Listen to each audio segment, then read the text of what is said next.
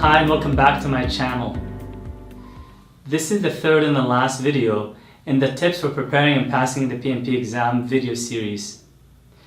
If you haven't watched the other two videos, please click on the links found in the description below. In part 1 of this series, I shared steps to discover your natural learning style. And in part 2, I provide steps on how to reclaim 30-35% of your time, perishable precious resource. The purpose of this video is to help you stay committed to studying PMP exam material and maintain momentum throughout your exam preparation. So let's get started. Tool number 3, goal setting. Mr. Ernest Nightingale gave a beautiful example that illustrates the importance of goal setting. He said, "A man without a goal is like a ship without a rudder, without a helm." Do you think that a ship without a rudder can even leave the harbor, let alone reach its destination? Everyone would agree that the answer is no. Such a ship won't be able to reach its destination ever. Beyond studying the PMP exam, goal setting gives you 3 essential benefits. It gives you energy, direction, and meaning to life. Now, what is goal setting? If someone were to say that I want to attain my PMP designation, can that be considered a goal? I'll let you decide at the end of this video.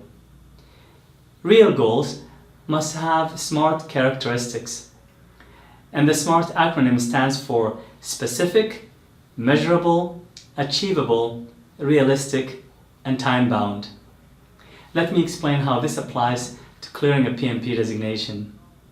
Specific means that you have decided to clear the PMP designation. Measurable means that clearing the PMP designation can be measured. You can actually verify whether you have passed the exam on the day you write it.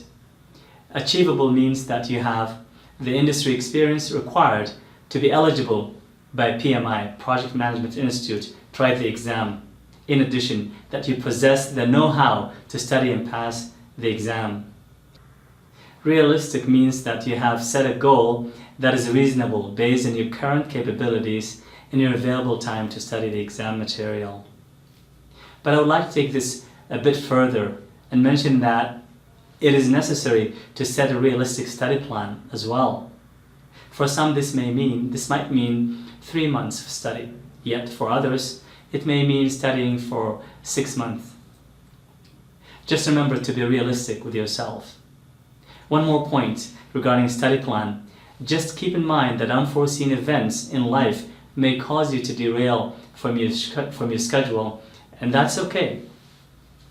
When this happens, however, try to go back to your study plan as soon as possible and do not give in for procrastination. And please remember, the shorter you plan to complete your study and write the exam, the higher your ability to retain information and actually pass the exam. The last letter in the acronym SMART is T, which stands for time-bound.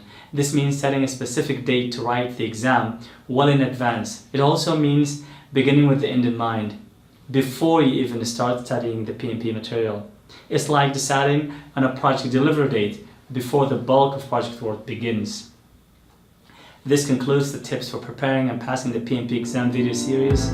Please do not forget to subscribe, like and share. See you in the next video.